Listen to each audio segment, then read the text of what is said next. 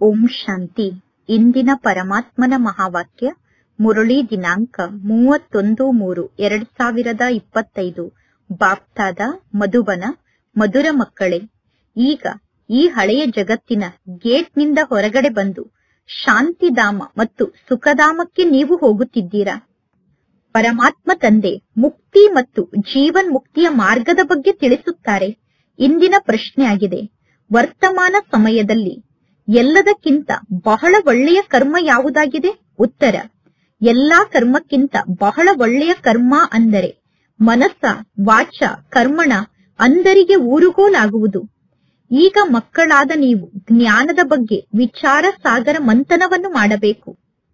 ಜ್ಞಾನದ ಬಗ್ಗೆ ವಿಚಾರ ಸಾಗರ ಮಂಥನವನ್ನು ಮಾಡಿ ನೀವೀಗ ಎಂತಹ ಶಬ್ದವನ್ನು ಬರೆಯಬೇಕು ಅಂದರೆ ಆ ಶಬ್ದದ ಮೂಲಕ ಮನುಷ್ಯರಿಗೆ ಮನೆಯ ಮಾರ್ಗ ಅಂದರೆ ಮುಕ್ತಿ ಮತ್ತು ಜೀವನ್ ಮುಕ್ತಿಯ ಮಾರ್ಗ ಪ್ರಾಪ್ತಿಯಾಗಬೇಕು. ಇಲ್ಲಿ ಶಾಂತಿಯ ಜಗತ್ತು ಮತ್ತು ಸುಖದ ಜಗತ್ತಿಗೆ ಹೋಗುವ ಮಾರ್ಗದ ಬಗ್ಗೆ ತಿಳಿಸಲಾಗುತ್ತದೆ ಎಂದು ಮನುಷ್ಯರಿಗೆ ಸಹಜವಾಗಿ ಅರ್ಥ ಆಗಬೇಕು. ಓಂ ಶಾಂತಿ. ಜಾದೂಗರ್ನ ದೀಪ ಅನ್ನುವ ಮಾತನ್ನು ಕೇಳಿದ್ದೀರ ತಾನೆ? ಅಲ್ಲಾ ಉದ್ದೀನನ ದೀಪದ ಬಗ್ಗೆ ಗಾಯನ ಇದೆ. ಅಲ್ಲಾ ಉದ್ದೀನ ದೀಪದ ಮೂಲಕ, ಜಾದೂಗರ್ನ ದೀಪದ ಮೂಲಕ ಏನೇನು ಕಾಣಿಸುತ್ತದೆ?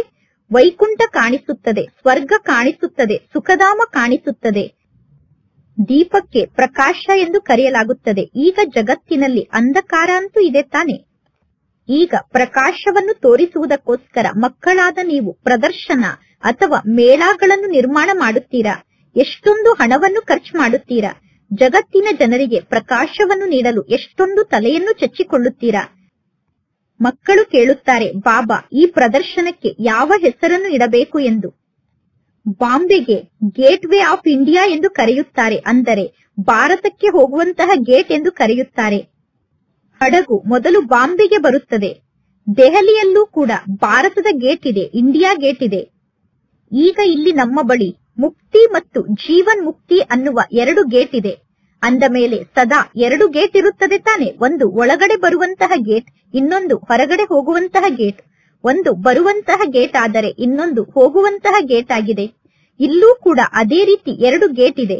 ನಾವು ಹೊಸ ಜಗತ್ತಿಗೆ ಬರುತ್ತೇವೆ, ಪುನಃ ಹಳೆಯ ಜಗತ್ತಿನಿಂದ ಹೊರಗಡೆ ಹೋಗಿ ನಮ್ಮ ಮನೆಗೆ ಹೋಗುತ್ತೇವೆ. ಆದರೆ ತಮ್ಮಷ್ಟಕ್ಕೆ ತಾವೇ ಯಾರೂ ವಾಪಸ್ ಮನೆಗೆ ಹೋಗಲು ಸಾಧ್ಯ ಇಲ್ಲ. ಏಕೆಂದರೆ ಮನೆಯ ಬಗ್ಗೆ ಎಲ್ಲರೂ ಮರೆತು ಬಿಟ್ಟಿದ್ದಾರೆ. ಮನೆಯ ಮಾರ್ಗವನ್ನು ತೋರಿಸಲು ಗೈಡ್ ಅಂತೂ ಬೇಕು ತಾನೆ? ಆ ಗೈಡ್ ಈಗ ನಮಗೆ ಸಿಕ್ಕಿದ್ದಾರೆ. ಗೈಡ್ ಸಿಕ್ಕ ನಂತರ ಅವರು ನಮಗೆ ಮಾರ್ಗದ ಬಗ್ಗೆ ತಿಳಿಸುತ್ತಾರೆ. ಈಗ ಮಕ್ಕಳಿಗೆ ಗೊತ್ತಿದೆ, ಪರಮಾತ್ಮ ತಂದೆ ನಮಗೆ ಮುಕ್ತಿ ಮತ್ತು ಜೀವನ್ ಮುಕ್ತಿಯ ಮಾರ್ಗದ ಬಗ್ಗೆ ತಿಳಿಸುತ್ತಿದ್ದಾರೆ ಮತ್ತು ಸುಖ ಹಾಗೂ ಶಾಂತಿಯ ಮಾರ್ಗದ ಬಗ್ಗೆ ಪರಮಾತ್ಮ ತಂದೆ ನಮಗೆ ತಿಳಿಸುತ್ತಾರೆ ಅನ್ನುವುದು ಮಕ್ಕಳಿಗೆ ಗೊತ್ತಿದೆ. ಅಂದ ಮೇಲೆ gate of Shantidhama, gate of ಸುಖಧಾಮ ಎಂದು ಬರೆಯಬೇಕು. ಅಂದರೆ ಶಾಂತಿಧಾಮ ಮತ್ತು ಸುಖಧಾಮಕ್ಕೆ ಹೋಗುವಂತಹ ಗೇಟ್ ಎಂದು ಬರೆಯಬೇಕು. ಈಗ ಮಕ್ಕಳಾದ ನೀವು ಜ್ಞಾನದ ಬಗ್ಗೆ ವಿಚಾರ ಸಾಗರ ಮಂಥನವನ್ನು ಮಾಡಬೇಕು. ಮಕ್ಕಳ ಮನಸ್ಸಿನಲ್ಲಿ ಬಹಳಷ್ಟು ವಿಚಾರ ನಡೆಯುತ್ತಿರುತ್ತದೆ.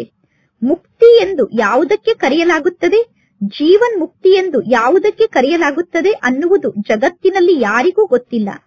ಶಾಂತಿ ಬೇಕು, ಸುಖ ಬೇಕು ಎಂದು ಎಲ್ಲರೂ ಬಯಸುತ್ತಾರೆ. ನಮ್ಮ ಜೀವನದಲ್ಲಿ ಶಾಂತಿ ಕೂಡ ಇರಬೇಕು, ಧನ ಸಂಪತ್ತು ಕೂಡ ಇರಬೇಕು. ಸತ್ಯುಗದಲ್ಲಿ ಶಾಂತಿ ಕೂಡ ಇರುತ್ತದೆ, ಧನ ಸಂಪತ್ತು ಕೂಡ ಇರುತ್ತದೆ. ಅಂದ ಮೇಲೆ ನೀವೀಗ ಹೆಸರನ್ನು ಬರೆಯಬೇಕು, ಗೇಟ್ ಆಫ್ ಶಾಂತಿಧಾಮ ಮತ್ತು ಗೇಟ್ ಆಫ್ ಸುಖಧಾಮ ಎಂದು. ಅಂದರೆ ಸುಖಧಾಮ ಮತ್ತು ಶಾಂತಿಧಾಮಕ್ಕೆ ಹೋಗುವಂತಹ ಗೇಟ್ ಎಂದು ಹೆಸರನ್ನು ಬರೆಯಬೇಕು. ಅಥವಾ gate of purity, peace, prosperity ಎಂದು ಹೆಸರನ್ನು ಬರೆಯಬೇಕು. ಅಂದರೆ ಪವಿತ್ರತೆ, ಶಾಂತಿ, ಸಂಪತ್ತಿನ ಗೇಟ್ ಎಂದು ಹೆಸರನ್ನು ಬರೆಯಬೇಕು. ಈ ಶಬ್ದ ಬಹಳ ಒಳ್ಳೆಯ ಶಬ್ದ ಆಗಿದೆ. ಈ ಕಲಿಯುಗದಲ್ಲಿ ಪವಿತ್ರತೆ, ಶಾಂತಿ, ಸಂಪತ್ತು ಮೂರೂ ಕೂಡ ಇಲ್ಲ. ಅಂದ ಮೇಲೆ ಪವಿತ್ರತೆ, ಶಾಂತಿ, ಸಂಪತ್ತು ಮೂರರ ಬಗ್ಗೆ ನೀವು ಅನ್ಯರಿಗೆ ತಿಳಿಸಬೇಕು. ಹೊಸ ಜಗತ್ತಿನಲ್ಲಿ ಪವಿತ್ರತೆ, ಶಾಂತಿ, ಸಂಪತ್ತು ಎಲ್ಲವೂ ಇತ್ತು. ಹೊಸ ಜಗತ್ತನ್ನು ಸ್ಥಾಪನೆ ಮಾಡುವಂತವರು ಪತಿತ ಪಾವನ ಆದಂತಹ ಪರಮಾತ್ಮ ತಂದೆ ಆಗಿದ್ದಾರೆ. ಅಂದ ಮೇಲೆ ಅವಶ್ಯವಾಗಿ ನಮ್ಮನ್ನು ಈ ಹಳೆಯ ಜಗತ್ತಿನಿಂದ ಮುಕ್ತ ಮಾಡಿ ಮನೆಗೆ ಕರೆದುಕೊಂಡು ಹೋಗುತ್ತಾರೆ. ನಾವೀಗ ಅವಶ್ಯವಾಗಿ ಹಳೆಯ ಜಗತ್ತಿನಿಂದ ಮುಕ್ತ ಆಗಿ ವಾಪಸ್ ಮನೆಗೆ ಹೋಗಬೇಕು. ಅಂದ ಮೇಲೆ ಇದು ಗೇಟ್ ಆಗಿದೆ.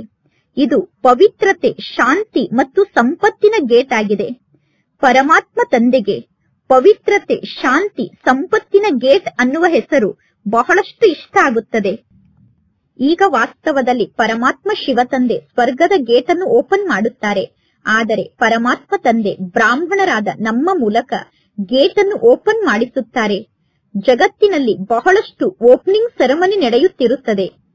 ಅಂದರೆ ಜಗತ್ತಿನಲ್ಲಿ ಬಹಳಷ್ಟು ಉದ್ಘಾಟನಾ ಸಮಾರಂಭ ನಡೆಯುತ್ತದೆ. ಕೆಲವರು ಹಾಸ್ಪಿಟಲ್ ಅನ್ನು ಉದ್ಘಾಟನೆ ಮಾಡಿಸುತ್ತಾರೆ, ಅಂದರೆ ಹಾಸ್ಪಿಟಲ್ ಅನ್ನು ಓಪನಿಂಗ್ ಮಾಡುತ್ತಾರೆ. ಕೆಲವರು ಯೂನಿವರ್ಸಿಟಿಯ ಓಪನಿಂಗ್ ಮಾಡುತ್ತಾರೆ, ಅಂದರೆ ವಿಶ್ವವಿದ್ಯಾಲಯದ ಉದ್ಘಾಟನೆಯನ್ನು ಮಾಡುತ್ತಾರೆ.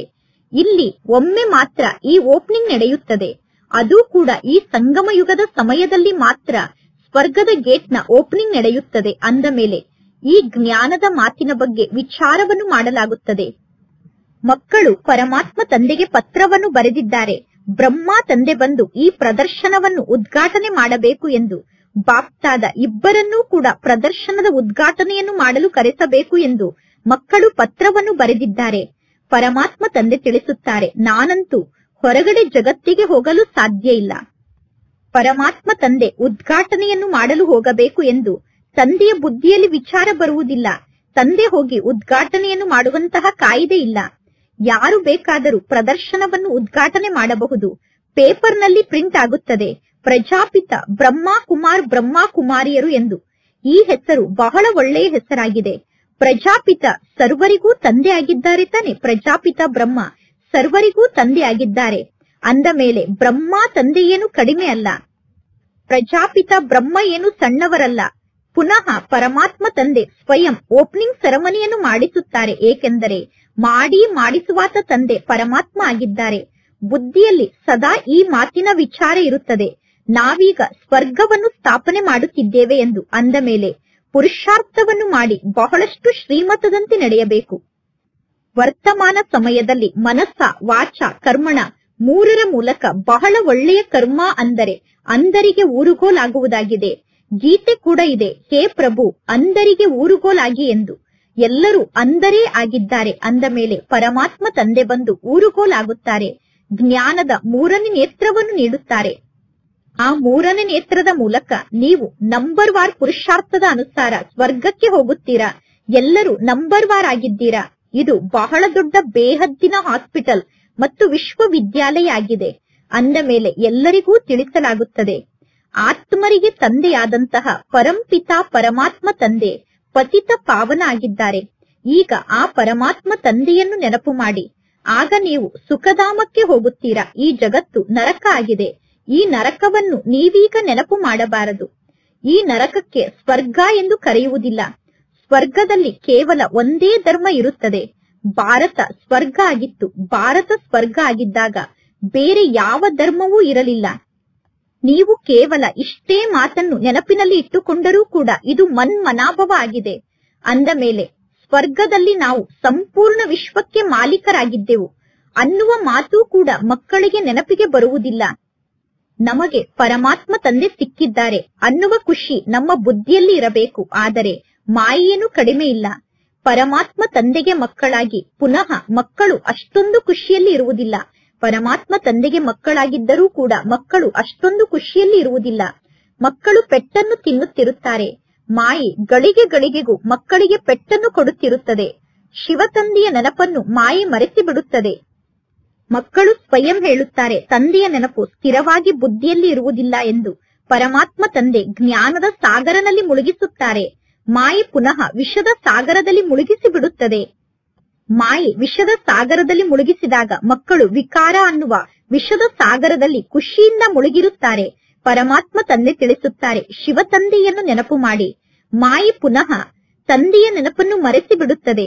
ಪರಮಾತ್ಮ ತಂದೆಯನ್ನು ಮಕ್ಕಳು ನೆನಪು ಮಾಡುವುದೇ ಇಲ್ಲ. ತಂದೆಯ ಬಗ್ಗೆ ಮಕ್ಕಳಿಗೆ ಗೊತ್ತೇ ಇಲ್ಲ. ದುಃಖಹರ್ತ, ಸುಖಕರ್ತ ಪರಂಪಿತ ಪರಮಾತ್ಮ ತಂದೆ ಆಗಿದ್ದಾರೆ. ಅಂದ ಮೇಲೆ ಪರಮಾತ್ಮ ತಂದೆ ದುಃಖವನ್ನು ದೂರ ಮಾಡುವಂತಹ ತಂದೆ ಆಗಿದ್ದಾರೆ. ಜಗತ್ತಿನ ಜನ ಪುನಃ ಗಂಗಾ ನದಿಗೆ ಹೋಗಿ ಗಂಗಾ ನದಿಯಲ್ಲಿ ಮುಳುಗುತ್ತಾರೆ. ಗಂಗೆ ಪತಿತ ಪಾವನೆ ಆಗಿದ್ದಾರೆ ಎಂದು ತಿಳಿದುಕೊಂಡಿದ್ದಾರೆ. ಸತ್ಯಯುಗದಲ್ಲಿ ಗಂಗೆಗೆ ದುಃಖ ಹರಿಣಿ, ಪಾಪ ಕಠಿಣಿ ಎಂದು ಕರೆಯುವುದಿಲ್ಲ. ಗಂಗೆಗೆ ಸತ್ಯಯುಗದಲ್ಲಿ ದುಃಖವನ್ನು ದೂರ ಮಾಡುವಂತವರು, ಪಾಪವನ್ನು ನಾಶ ಮಾಡುವಂತವರು ಎಂದು ಕರೆಯುವುದಿಲ್ಲ. ಸಾಧು ಸಂತರು ಮುಂತಾದವರು ನದಿ ತೀರದಲ್ಲಿ ಹೋಗಿ ಕುಳಿತುಕೊಳ್ಳುತ್ತಾರೆ. ಸಮುದ್ರ ತೀರಕ್ಕೆ ಏಕೆ ಹೋಗಿ ಕುಳಿತುಕೊಳ್ಳುವುದಿಲ್ಲ? ಈಗ ಮಕ್ಕಳಾದ ನೀವು ಸಾಗರನ ದಡದಲ್ಲಿ ಕುಳಿತಿದ್ದೀರಾ. ಅನೇಕ ಜನ ಮಕ್ಕಳು ಸಾಗರ ಆದಂತಹ ಪರಮಾತ್ಮ ತಂದೆಯ ಬಳಿ ಬರುತ್ತಾರೆ, ಪುನಃ ತಿಳಿದುಕೊಳ್ಳುತ್ತಾರೆ.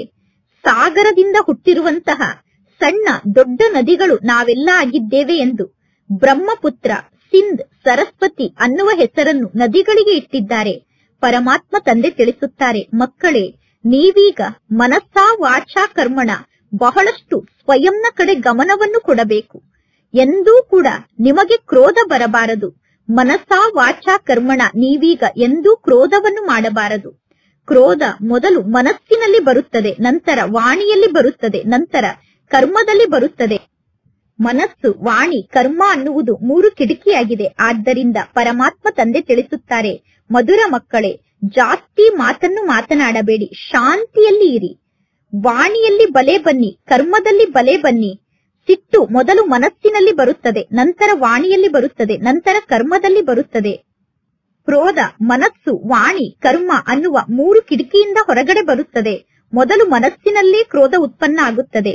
ಜಗತ್ತಿನ ಜನ ಒಬ್ಬರು ಇನ್ನೊಬ್ಬರಿಗೆ ದುಃಖವನ್ನು ನೀಡುತ್ತಿರುತ್ತಾರೆ. ಜಗತ್ತಿನಲ್ಲಿ ಒಬ್ಬರು ಇನ್ನೊಬ್ಬರ ಜೊತೆಗೆ ಜಗಳವನ್ನು ಮಾಡುತ್ತಿರುತ್ತಾರೆ, ಹೊಡೆದಾಡುತ್ತಿರುತ್ತಾರೆ. ನೀವೀಗ ಯಾರಿಗೂ ದುಃಖವನ್ನು ಕೊಡಬಾರದು. ದುಃಖವನ್ನು ನೀಡುವಂತಹ ವಿಚಾರ ನಿಮ್ಮ ಮನಸ್ಸಿನಲ್ಲಿ ಬರಬಾರದು. ನೀವೀಗ ಬಹಳಷ್ಟು ಶಾಂತಿಯಲ್ಲಿ ಇರಬೇಕು. ಶಾಂತಿಯಲ್ಲಿ ಇರುವುದು ಬಹಳ ಒಳ್ಳೆಯದಾಗಿದೆ. ಅಂದ ಮೇಲೆ ಪರಮಾತ್ಮ ತಂದೆ ಬಂದು ಸ್ವರ್ಗದ ಗೇಟ್ನ ಬಗ್ಗೆ ನಮಗೆ ತಿಳಿಸುತ್ತಾರೆ, ಅಥವಾ ಸುಖ ಶಾಂತಿಯ ಗೇಟ್ನ ಬಗ್ಗೆ ತಂದೆ ತಿಳಿಸುತ್ತಾರೆ. ಮಕ್ಕಳಿಗೆ ಪರಮಾತ್ಮ ತಂದೆ ಜ್ಞಾನದ ಮಾತನ್ನು ತಿಳಿಸುತ್ತಾರೆ. ತಂದೆ ಮಕ್ಕಳಿಗೆ ಹೇಳುತ್ತಾರೆ.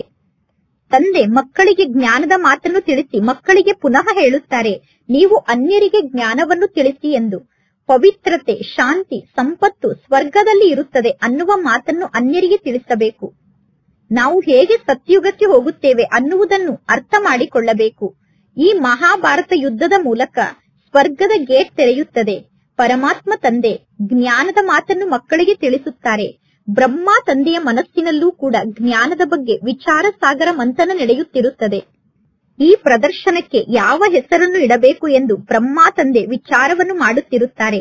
ಬೆಳಗ್ಗೆ ಅಮೃತ ವೇಳೆಯ ಸಮಯದಲ್ಲಿ ಜ್ಞಾನದ ಬಗ್ಗೆ ವಿಚಾರ ಸಾಗರ ಮಂಥನವನ್ನು ಮಾಡಿದರೆ ಜ್ಞಾನದ ಬೆಣ್ಣೆ ಪ್ರಾಪ್ತಿಯಾಗುತ್ತದೆ. ಬಹಳ ಒಳ್ಳೆಯ ಸಲಹೆ ಪ್ರಾಪ್ತಿಯಾಗುತ್ತದೆ. ಆದ್ದರಿಂದ ಪರಮಾತ್ಮ ತಂದೆ ತಿಳಿಸುತ್ತಾರೆ, ಬೆಳಗ್ಗೆ ಅಮೃತ ವೇಳೆಯ ಸಮಯದಲ್ಲಿ ಎದ್ದು ತಂದೆಯಾದ ನನ್ನನ್ನು ನೆನಪು ಮಾಡಿ ಮತ್ತು ಜ್ಞಾನದ ಬಗ್ಗೆ ವಿಚಾರ ಸಾಗರ ಮಂಥನವನ್ನು ಮಾಡಿ. ಪ್ರದರ್ಶನಕ್ಕೆ ಅಂತಹ ಯಾವ ಹೆಸರನ್ನು ಇಡಬೇಕು ಎಂದು ವಿಚಾರ ಸಾಗರ ಮಂಥನವನ್ನು ಮಾಡಬೇಕು. ನೀವೀಗ ವಿಚಾರವನ್ನು ಮಾಡಬೇಕು. ಕೆಲವರು ಬಹಳ ಚೆನ್ನಾಗಿ ವಿಚಾರವನ್ನು ಮಾಡುತ್ತಾರೆ. ಈಗ ನಿಮಗೆ ಗೊತ್ತಿದೆ, ಇಲ್ಲಿ ಪತಿತರನ್ನು ಪಾವನರನ್ನಾಗಿ ಮಾಡಲಾಗುತ್ತದೆ. ಅಂದರೆ ನರಕದ ನಿವಾಸಿಗಳನ್ನು ಸ್ವರ್ಗದ ನಿವಾಸಿಯನ್ನಾಗಿ ಮಾಡಲಾಗುತ್ತದೆ. ದೇವತೆಗಳು ಪಾವನ ಆಗಿದ್ದರು. ಆದ್ದರಿಂದ ಎಲ್ಲರೂ ದೇವತೆಗಳ ಸಮ್ಮುಖಕ್ಕೆ ಹೋಗಿ ತಲೆಯನ್ನು ಬಾಗಿಸಿ ನಮಸ್ಕಾರವನ್ನು ಮಾಡುತ್ತಾರೆ. ಈಗ ನೀವು ಯಾರ ಸಮ್ಮುಖಕ್ಕೂ ಹೋಗಿ ತಲೆಯನ್ನು ಬಾಗಿಸಿ ನಮಸ್ಕಾರವನ್ನು ಮಾಡುವುದಿಲ್ಲ. ಏಕೆಂದರೆ ನೀವು ನಮಸ್ಕಾರವನ್ನು ಮಾಡುವಂತಹ ಕಾಯಿದೆ ಇಲ್ಲ. ಇನ್ನು ನೀವು ಯುಕ್ತಿಯಿಂದ ನಡೆದುಕೊಳ್ಳಬೇಕು.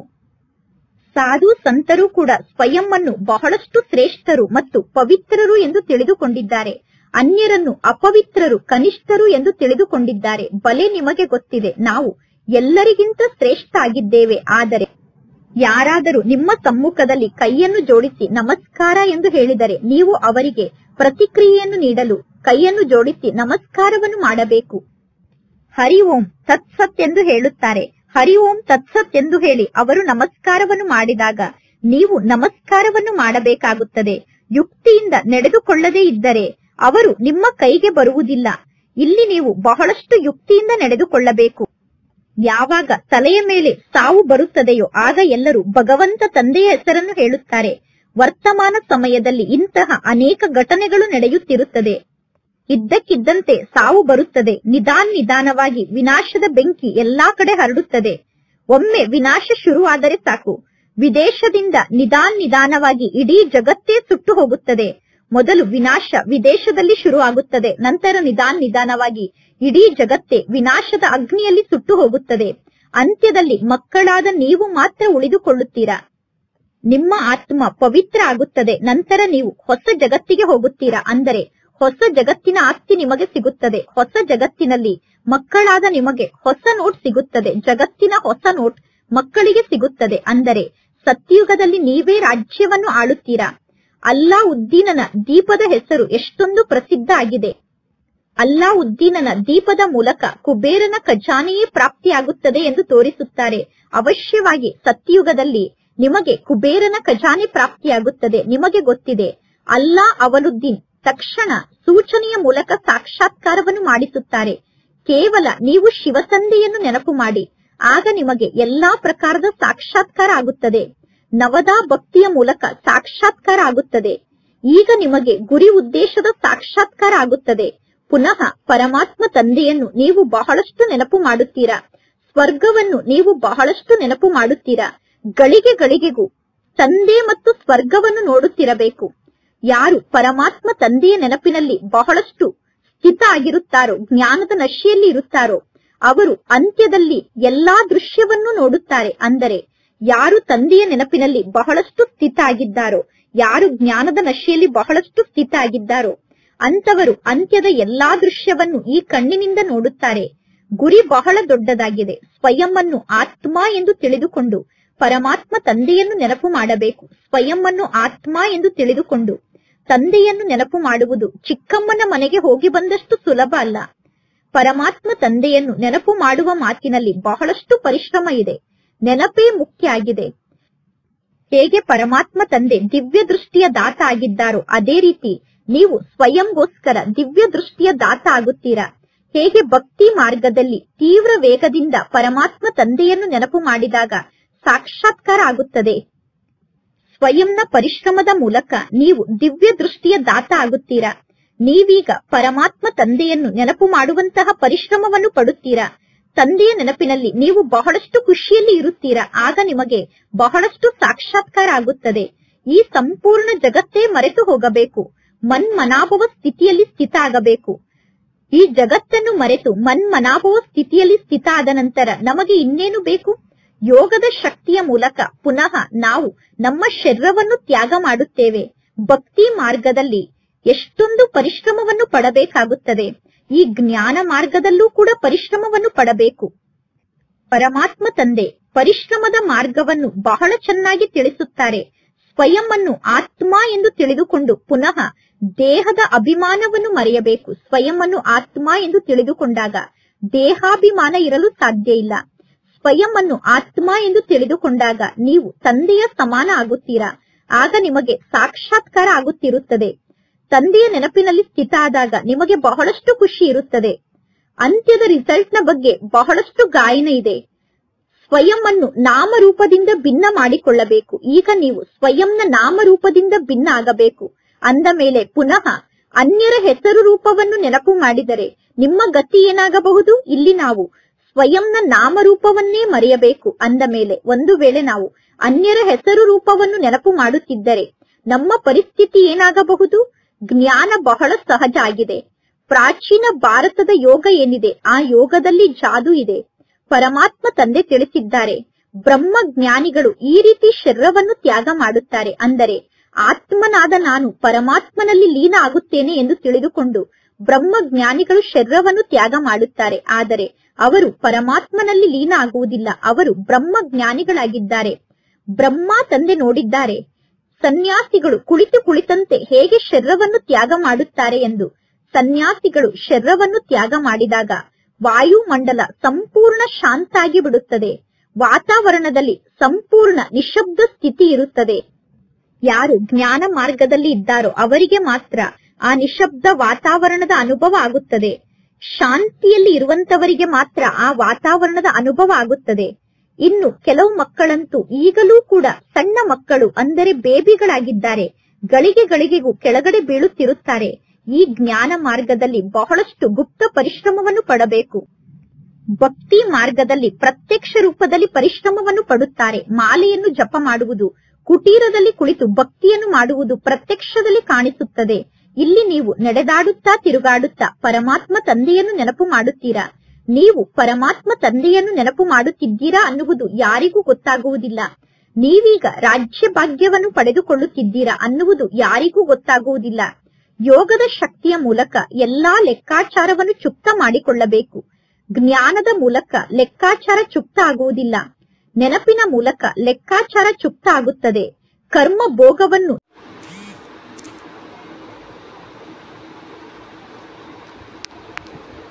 ಶರೀರವನ್ನು ತ್ಯಾಗ ಮಾಡುತ್ತಾರೆ, ಆದರೆ ಅವರು ಪರಮಾತ್ಮನಲ್ಲಿ ಲೀನ ಆಗುವುದಿಲ್ಲ. ಅವರು ಬ್ರಹ್ಮ ಜ್ಞಾನಿಗಳಾಗಿದ್ದಾರೆ. ಬ್ರಹ್ಮ ತಂದೆ ನೋಡಿದ್ದಾರೆ ಸನ್ಯಾಸಿಗಳು ಕುಳಿತಂತೆ ಹೇಗೆ ಶರೀರವನ್ನು ತ್ಯಾಗ ಮಾಡುತ್ತಾರೆ ಎಂದು. ಸನ್ಯಾಸಿಗಳು ಶರೀರವನ್ನು ತ್ಯಾಗ ಮಾಡಿದಾಗ ವಾಯುಮಂಡಲ ಸಂಪೂರ್ಣ ಶಾಂತ ಆಗಿ ಬಿಡುತ್ತದೆ. ವಾತಾವರಣದಲ್ಲಿ ಸಂಪೂರ್ಣ ನಿಶಬ್ದ ಸ್ಥಿತಿ ಇರುತ್ತದೆ. ಯಾರು ಜ್ಞಾನ ಮಾರ್ಗದಲ್ಲಿ ಇದ್ದಾರೋ ಅವರಿಗೆ ಮಾತ್ರ ಆ ನಿಶಬ್ದ ವಾತಾವರಣದ ಅನುಭವ ಆಗುತ್ತದೆ. ಶಾಂತಿಯಲ್ಲಿ ಇರುವಂತವರಿಗೆ ಮಾತ್ರ ಆ ವಾತಾವರಣದ ಅನುಭವ ಆಗುತ್ತದೆ. ಇನ್ನು ಕೆಲವು ಮಕ್ಕಳಂತೂ ಈಗಲೂ ಕೂಡ ಸಣ್ಣ ಮಕ್ಕಳು ಅಂದರೆ ಬೇಬಿಗಳಾಗಿದ್ದಾರೆ. ಗಳಿಗೆಗೂ ಕೆಳಗಡೆ ಬೀಳುತ್ತಿರುತ್ತಾರೆ. ಈ ಜ್ಞಾನ ಮಾರ್ಗದಲ್ಲಿ ಬಹಳಷ್ಟು ಗುಪ್ತ ಪರಿಶ್ರಮವನ್ನು ಪಡಬೇಕು. ಭಕ್ತಿ ಮಾರ್ಗದಲ್ಲಿ ಪ್ರತ್ಯಕ್ಷ ರೂಪದಲ್ಲಿ ಪರಿಶ್ರಮವನ್ನು ಪಡುತ್ತಾರೆ. ಮಾಲೆಯನ್ನು ಜಪ ಮಾಡುವುದು, ಕುಟೀರದಲ್ಲಿ ಕುಳಿತು ಭಕ್ತಿಯನ್ನು ಮಾಡುವುದು ಪ್ರತ್ಯಕ್ಷದಲ್ಲಿ ಕಾಣಿಸುತ್ತದೆ. ಇಲ್ಲಿ ನೀವು ನಡೆದಾಡುತ್ತಾ ತಿರುಗಾಡುತ್ತಾ ಪರಮಾತ್ಮ ತಂದೆಯನ್ನು ನೆನಪು ಮಾಡುತ್ತೀರಾ. ನೀವು ಪರಮಾತ್ಮ ತಂದೆಯನ್ನು ನೆನಪು ಮಾಡುತ್ತಿದ್ದೀರಾ ಅನ್ನುವುದು ಯಾರಿಗೂ ಗೊತ್ತಾಗುವುದಿಲ್ಲ. ನೀವೀಗ ರಾಜ್ಯ ಭಾಗ್ಯವನ್ನು ಪಡೆದುಕೊಳ್ಳುತ್ತಿದ್ದೀರಾ ಅನ್ನುವುದು ಯಾರಿಗೂ ಗೊತ್ತಾಗುವುದಿಲ್ಲ. ಯೋಗದ ಶಕ್ತಿಯ ಮೂಲಕ ಎಲ್ಲಾ ಲೆಕ್ಕಾಚಾರವನ್ನು ಚುಕ್ತ ಮಾಡಿಕೊಳ್ಳಬೇಕು. ಜ್ಞಾನದ ಮೂಲಕ ಲೆಕ್ಕಾಚಾರ ಚುಕ್ತ ಆಗುವುದಿಲ್ಲ. ನೆನಪಿನ ಮೂಲಕ ಲೆಕ್ಕಾಚಾರ ಚುಕ್ತ ಆಗುತ್ತದೆ. ಕರ್ಮ ಭೋಗವನ್ನು ನೆನಪಿನ ಮೂಲಕ ಚುಕ್ತ ಮಾಡಿಕೊಳ್ಳಬೇಕು. ಪರಮಾತ್ಮ ತಂದೆಯ ನೆನಪಿನ ಮೂಲಕ ಕರ್ಮದ ಲೆಕ್ಕಾಚಾರ ಚುಕ್ತ ಆಗುತ್ತದೆ. ಇದು ಗುಪ್ತ ಮಾತಾಗಿದೆ. ಪರಮಾತ್ಮ ತಂದೆ ಗುಪ್ತವಾದಂತಹ ಎಲ್ಲಾ ಮಾತನ್ನು ನಮಗೆ ಕಲಿಸುತ್ತಾರೆ. ಅಂದರೆ ಪರಮಾತ್ಮ ತಂದೆ ಗುಪ್ತ ರೂಪದಲ್ಲೇ ಎಲ್ಲವನ್ನೂ ಕಲಿಸುತ್ತಿದ್ದಾರೆ. ಒಳ್ಳೆಯದು. ಮಧುರಾತಿ ಮಧುರ ಅಗಲಿ ಹೋಗಿ ಮರಳಿ ಸಿಕ್ಕಿರುವ ಮಕ್ಕಳ ಪ್ರತಿ ಮಾತ್ಪಿತಾ ಬಾಪ್ತಾದರವರ ನೆನಪು, ಪ್ರೀತಿ ಹಾಗೂ ಸುಪ್ರಭಾತ. ಆತ್ಮಿಕ ಮಕ್ಕಳಿಗೆ ಆತ್ಮಿಕ ತಂದೆಯ ನಮಸ್ತೆ. ಆತ್ಮಿಕ ತಂದೆಗೆ ಆತ್ಮಿಕ ಮಕ್ಕಳ ನೆನಪು, ಪ್ರೀತಿ ಹಾಗೂ ನಮಸ್ತೆ ನಮಸ್ತೆ ನಮಸ್ತೆ. ಧಾರಣೆಗೋಸ್ಕರ ಮುಖ್ಯ ಸಾರ. ಫಸ್ಟ್ ಪಾಯಿಂಟ್, ಮನಸ ವಾಚ ಕರ್ಮಣ ಎಂದು ಕ್ರೋಧವನ್ನು ಮಾಡಬಾರದು. ಮನಸ ವಾಚ ಕರ್ಮಣ ಅನ್ನುವ 3 ಕಿಟಿಕಿಯ ಬಗ್ಗೆ ಬಹಳಷ್ಟು ಗಮನವನ್ನು ಕೊಡಬೇಕು. ಜಾಸ್ತಿ ಮಾತನ್ನು ಮಾತನಾಡಬಾರದು. ಒಬ್ಬರು ಇನ್ನೊಬ್ಬರಿಗೆ ದುಃಖವನ್ನು ಕೊಡಬಾರದು. ಸೆಕೆಂಡ್ ಪಾಯಿಂಟ್, ಜ್ಞಾನ ಮತ್ತು ಯೋಗದ ನಶೆಯಲ್ಲಿ ಸ್ಥಿತಾಗಿ ಅಂತಿಮ ದೃಶ್ಯವನ್ನು ನೋಡಬೇಕು. ಸ್ವಯಂನ ಹೆಸರು ರೂಪವನ್ನು ಮರೆತು ಅನ್ಯರ ಹೆಸರು ರೂಪವನ್ನು ಕೂಡ ಮರೆತು ನಾನು ಆತ್ಮ ಆಗಿದ್ದೇನೆ ಅನ್ನುವ ಸ್ಮೃತಿಯ ಮೂಲಕ ದೇಹದ ಅಭಿಮಾನವನ್ನು ಸಮಾಪ್ತಿ ಮಾಡಿಕೊಳ್ಳಬೇಕು. ಇಂದಿನ ವರದಾನ ಆಗಿದೆ. ಸ್ನೇಹದ ಬಾಣದ ಮೂಲಕ ಸ್ನೇಹದ ಗಾಯವನ್ನು ಮಾಡುವಂತಹ, ಸ್ನೇಹ ಮತ್ತು ಪ್ರಾಪ್ತಿಯಿಂದ ಸಂಪನ್ನ ಆದಂತಹ ಲವಲೀನ ಆತ್ಮ ಆಗಿ. ಹೇಗೆ ಲೌಕಿಕ ಜಗತ್ತಿನಲ್ಲಿ ಕೆಲವರ ಸ್ನೇಹದಲ್ಲಿ ಲವಲೀನ ಆಗಿರುತ್ತಾರೆ. ಅನ್ಯರ ಸ್ನೇಹದಲ್ಲಿ ಲವಲೀನ ಆದಾಗ ಅವರ ಚೆಹರೆಯಲ್ಲಿ, ಅವರ ನಯನದಲ್ಲಿ, ಅವರ ವಾಣಿಯಲ್ಲಿ ಆ ಲವಲೀನ ಸ್ಥಿತಿಯ ಅನುಭವ ಆಗುತ್ತದೆ. ಅಂದರೆ ಇವರು ಇಂಥವರ ಪ್ರೀತಿಯಲ್ಲಿ ಲವಲೀನ ಆಗಿದ್ದಾರೆ, ಅಂದರೆ ಇವರು ಇಂಥವರಿಗೆ ಪ್ರೇಮಿಯಾಗಿದ್ದಾರೆ ಎಂದು ಅನುಭವ ಆಗುತ್ತದೆ. ಅದೇ ರೀತಿ ಪರಮಾತ್ಮ ತಂದೆಯ ಪ್ರೀತಿಯಲ್ಲಿ ನಾವು ಲವಲೀನ ಆಗಿದ್ದೇವೆ, ನಾವು ಪರಮಾತ್ಮ ತಂದೆಗೆ ಪ್ರೇಮಿಗಳಾಗಿದ್ದೇವೆ, ಅಂದರೆ ಪರಮಾತ್ಮ ತಂದೆಯ ಪ್ರಿಯತಮೆ ಆಗಿದ್ದೇವೆ ಅನ್ನುವ ಸ್ಥಿತಿಯಲ್ಲಿ ಸ್ಥಿತ ಆದಾಗ ನಮ್ಮ ಆಂತರ್ಯದಲ್ಲಿ ತಂದೆಯ ಸ್ನೇಹ ಎಷ್ಟು ಪ್ರಕಟ ಆಗಿರುತ್ತದೆಯೋ ಅಷ್ಟೇ ಆ ಸ್ನೇಹದ ಬಾಣ ಅನ್ಯರಿಗೂ ಕೂಡ ಸ್ನೇಹದ ಗಾಯವನ್ನು ಮಾಡುತ್ತದೆ. ಭಾಷಣದ ಲಿಂಕ್ನ ಬಗ್ಗೆ ವಿಚಾರವನ್ನು ಮಾಡುವುದು, ಪಾಯಿಂಟ್ಗಳನ್ನು ಬಾರಿಗೂ ಬುದ್ಧಿಯಲ್ಲಿ ರಿಪೀಟ್ ಮಾಡಿಕೊಳ್ಳುವುದಕ್ಕೆ ಸ್ವರೂಪದಲ್ಲಿ ಸ್ಥಿತ ಆಗುವುದು ಎಂದು ಕರೆಯುವುದಿಲ್ಲ. ಸ್ನೇಹ ಮತ್ತು ಪ್ರಾಪ್ತಿಯ ಸಂಪನ್ನ ಸ್ವರೂಪ ಲವಲೀನ ಸ್ವರೂಪ ಆಗಿದೆ. ಸ್ನೇಹ ಮತ್ತು ಪ್ರಾಪ್ತಿಯ ಸಂಪನ್ನ ಸ್ವರೂಪದಲ್ಲಿ ಸ್ಥಿತ ಆಗುವುದೇ ಲವಲೀನ ಸ್ವರೂಪದಲ್ಲಿ ಸ್ಥಿತ ಆಗುವುದಾಗಿದೆ. ಅಧಿಕಾರಿಗಳಾಗಿ ಮಾತನಾಡಿದಾಗ ಆ ಅಧಿಕಾರದ ಮಾತಿನ ಪ್ರಭಾವ ಅನ್ಯರ ಮೇಲೆ ಆಗುತ್ತದೆ. ಇಂದಿನ ಸ್ಲೋಗನ್ ಆಗಿದೆ, ಸಂಪೂರ್ಣತೆಯ ಮೂಲಕ ಸಮಾಪ್ತಿಯ ಸಮಯವನ್ನು ಸಮೀಪಕ್ಕೆ ತನ್ನಿ. ಒಳ್ಳೆಯದು. ಅವ್ಯಕ್ತ ಸೂಚನೆ, ಸತ್ಯತೆ ಮತ್ತು ಸಭ್ಯತೆ ಅನ್ನುವ ಸಂಸ್ಕೃತಿಯನ್ನು ನಿಮ್ಮದನ್ನಾಗಿ ಮಾಡಿಕೊಳ್ಳಿ. ಈ ಸಮಯದಲ್ಲಿ ಎಲ್ಲರೂ ತಿಳಿದುಕೊಳ್ಳುತ್ತಿದ್ದಾರೆ, ಇಲ್ಲಿ ಅಂತವರು ಯಾರೋ ಒಬ್ಬರು ಇದ್ದಾರೆ. ಆದರೆ ಇಲ್ಲಿರುವಂತಹ ಒಬ್ಬ ತಂದೆಯೇ ಪರಮಾತ್ಮ ತಂದೆಯಾಗಿದ್ದಾರೆ ಅನ್ನುವ ಮಾತನ್ನು 4 ಕಡೆ ಹಲ್ಚಲ್ನ ರೂಪದಲ್ಲಿ ಹರಡಿಬಿಡಿ. ಅಂದರೆ ಪರಮಾತ್ಮ ತಂದೆ ಇಲ್ಲೇ ಇದ್ದಾರೆ ಅನ್ನುವ ಮಾತು ಜಗತ್ತಿನ 4 ಕಡೆ ಗೊತ್ತಾಗುವಂತೆ ಮಾಡಿ. ಈಗ ಬೇರೆಯವರೂ ಕೂಡ ಇದ್ದಾರೆ ಮತ್ತು ಇವರೂ ಕೂಡ ಇದ್ದಾರೆ ಅನ್ನುವ ಮಾತಿನವರೆಗೆ ಬಂದು ತಲುಪಿದ್ದಾರೆ. ಆದರೆ ಇವರೊಬ್ಬರೇ ಆಗಿದ್ದಾರೆ, ಇಲ್ಲಿ ಮಾತ್ರ ಪರಮಾತ್ಮ ತಂದೆ ಇದ್ದಾರೆ ಅನ್ನುವ ಬಾಣವನ್ನು ಈಗ ಹೊಡೆಯಬೇಕು. ಭೂಮಿ ನಿರ್ಮಾಣ ಆಗಿದೆ ಮತ್ತು ಭೂಮಿ ನಿರ್ಮಾಣ ಆಗುತ್ತಾ ಹೋಗುತ್ತದೆ. ಆದರೆ ಇದೇ ಫೌಂಡೇಶನ್ ಆಗಿದೆ, ಇದೇ ನವೀನತೆ ಆಗಿದೆ, ಇದೇ ಬೀಜ ಆಗಿದೆ, ಇದೇ ಹೊಸ ಜ್ಞಾನ ಆಗಿದೆ ಎಂದು ಎಲ್ಲರಿಗೂ ಗೊತ್ತಾಗಬೇಕು. ಇದೇ ನಿಸ್ವಾರ್ಥ ಪ್ರೀತಿಯಾಗಿದೆ, ಇದೇ ಆತ್ಮಿಕ ಪ್ರೀತಿಯಾಗಿದೆ ಅನ್ನುವ ಅನುಭವವನ್ನು ಮಾಡುತ್ತಾರೆ. ಆದರೆ ಈಗ ಪ್ರೀತಿಯ ಜೊತೆಗೆ ಜ್ಞಾನದ ಅಧಿಕಾರ ಉಳ್ಳಂತಹ ಆತ್ಮರು ಇವರಾಗಿದ್ದಾರೆ. ಸತ್ಯ ಜ್ಞಾನದ ಅಧಿಕಾರ ಇವರ ಬಳಿ ಇದೆ ಅನ್ನುವುದು ಪ್ರತ್ಯಕ್ಷ ಆಗಬೇಕು. ಆಗ ತಂದೆಯ ಪ್ರತ್ಯಕ್ಷತೆ ಆಗುತ್ತದೆ. ಒಳ್ಳೆಯದು. ಓಂ ಶಾಂತಿ.